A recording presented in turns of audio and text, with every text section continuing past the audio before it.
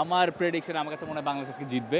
আমার কাছে মনে হয় বাংলাদেশের এই 11 নিয়ে আমি যতই প্রশ্ন তুলি না কেন, আমার কাছে মনে হয় যে এই ম্যাচে নেপালের এগেইনস্টে তারা টপকে যাওয়ার সামর্থ্য রাখে।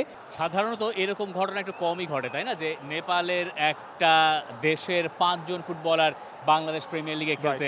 এটা ইউরোপে ঘটে। না 23 জনের মধ্যে 8 জনই আপনার খেলে। 5 জন স্টার্ট করছেন।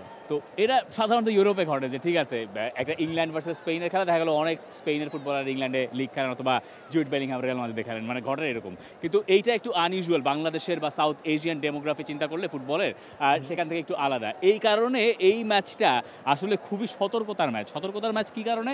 কারণ এই দলের ফুটবলাররা একে অন্যকে এত ভালোভাবে চেনেন, এক্সেপ্ট হামজা চৌধুরী এবং জায়ান, এই দুজন যেহেতু নতুন করে খেলছেন নেপালের এগেনস্টে, তাদের ফার্স্ট ম্যাচ নেপালের এগেনস্টে, তাই তাদেরকে হয়তো চেনা জানা একটু কম। কিন্তু এই প্লেয়াররা একে অন্যের সঙ্গে আসলে এত বেশি খেলেছেন, তাদের একে অন্যকে চিনতে জানতে আর কিছু বাকি নাই। এখানে কোনো প্লেয়ার আছেন যার ক্লাবের ক্যাপ্টেন হচ্ছেন জামাল ভুঁইয়া, যিনি বাংলাদেশ জাতীয় দলের ক্যাপ্টেন। তো এইখানে নারী নক্ষত্র সবার সব কিছু জানা।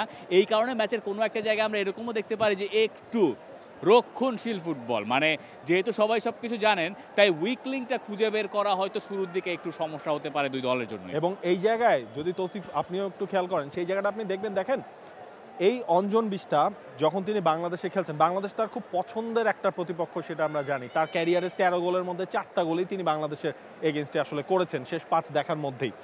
সেই অঞ্জন বিষ্টা এবার কিন্তু লিগেও আসলে গোল পেয়েছেন বাংলাদেশের ফুটবলারদের নিয়ে যে ডিফেন্ডিং লাইন করা হয় সেটার এগেনস্টে। এক্স্যাক্টলি, শানিস শ্রেষ্ঠা, তার কাছ থেকেও কিন্তু আমরা একটা সুপার পারফরমেন্স আমরা দেখেছি। ইনফ্যাক্ট অঞ্জনের গোলের মধ্যে তার একটা অবদান আপনার রয়েছে। এই শানিস শ্রেষ্ঠা আপনার ভিয়েতনামের এগেনস্টে যখন লাস্ট তারা খেললো, তখন নেপালের হয়ে কিন্তু মেইন গোলটাও আসলে তার কাছ থেকে এসেছিল। এবং এই জায়গায় নেপালের একটা প্লাস পয়েন্ট কি আপনার, হংকং সিঙ্গাপুর এই দুটা দলের সাথেই এই বছর তারা ফ্রেন্ডলি ম্যাচ খেলেছে।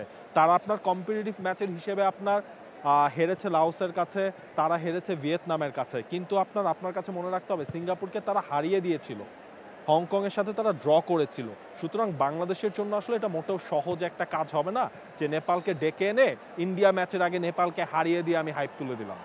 আর এটা আসলে খুব বেশি নাই। যোগ করি যে এটার সঙ্গে একটু যোগ করা যায় যে এই কারণেই তো নেপালকে আসলে সেপ্টেম্বরের উইন্ডোতে বেছে নিয়েছিলেন হাভিয়ার কারবারা, যেহেতু ওই দলটা হংকং চায়নার সঙ্গে খেলেছিল, একটা ম্যাচই খেলতে পেরেছে। কিন্তু ইন্ডিয়া ম্যাচের আগে নেপালের এই ম্যাচটায় বাংলাদেশের জয়টা প্রয়োজন তো ইন্ডিয়ার জন্যই, আর তো কোনো কারণ নাই আছে কি? ইন্ডিয়ার জন্যই জয়টা প্রয়োজন। আর একটু যদি নিজেদের মধ্যে একটা এক্সপেরিমেন্টেশন করা যায়, যেহেতু দুই একটা প্লেয়ার নতুন আসছে, তাদেরও যদি একটু ইন্টিগ্রেট করা যায়। যেহেতু এই বছরের এশিয়ান কাপে তো আমি তো বারবার বলছি এই বছর এশিয়ান কাপে তো কোনো চান্স নাই, কিন্তু সামনেরটা যদি টার্গেট করেন সেটার প্রস্তুতি কবে থেকে শুরু হওয়া উচিত, যত তাড়াতাড়ি হোক সেটাই ভালো না?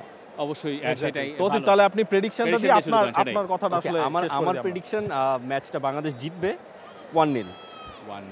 আমার প্রেডিকশন আমার কাছে মনে হয় বাংলাদেশ আজকে জিতবে। আমার কাছে মনে হয় বাংলাদেশের এই 11 নিয়ে আমি যতই প্রশ্ন তুলি না কেন, আমার কাছে মনে হয় যে এই ম্যাচে নেপালের এগেনস্টে তারা টপকে যাওয়ার সামর্থ্য রাখে। আমার প্রশ্নের জায়গাগুলো হচ্ছে ভবিষ্যৎ আমি সিকিউর দেই না আর কি, এটাই। প্রেডিকশনের স্কোর লাইনটা বলেন। স্কোর লাইন আমার কাছে মনে হয় যে 2-0 হ্যাঁ, আমি আল গো ফর 2-0। আমারও আসলে যেটা মনে হচ্ছে আজকের ম্যাচের স্কোর লাইনটা হতে পারে 2-0। আর বলছিলাম না যে এশিয়ান কাপ বাছাই পর্ব থেকে বাংলাদেশ বাদ, সব বুঝলাম, সব কিছু ঠিক আছে, হাভিয়ার কারবারার কিচ্ছু যায় আসে না সেটাও বুঝলাম, কিন্তু এই স্টেডিয়ামের গ্যালারি ভর্তি যে দর্শক, আমার মনে হয় ফুটবলাররা চাইবে তাদের জন্য, তারা যেই কতটা মানে সাপোর্ট দিচ্ছে এই বছর বাংলাদেশের ফুটবলকে, বাংলাদেশের ফুটবলারদের, তাদের জন্য বাংলাদেশ এই ম্যাচটায় নেপালকে হারিয়ে ভারত ম্যাচের আগে, মানে ওই টেস্টের আগে প্রি টেস্টটা একদম A+ পেয়ে আসলে পাস করে যাক। রাত 8টায় কিন্তু শুরু হচ্ছে সেই বাংলাদেশ ভার্সেস নেপাল ম্যাচ, যে ম্যাচটা আপনারা সরাসরি দেখতে পারবেন টি স্পোর্টসে। সেই ম্যাচ দেখার আমন্ত্রণ জানিয়ে বিদায় নিচ্ছি মাঠ থেকে। For more updates, subscribe to our YouTube channel and click on the bell icon. Follow us on Facebook and Instagram. Download T Sports app to enjoy exciting games and highlights. Visit tsports.com.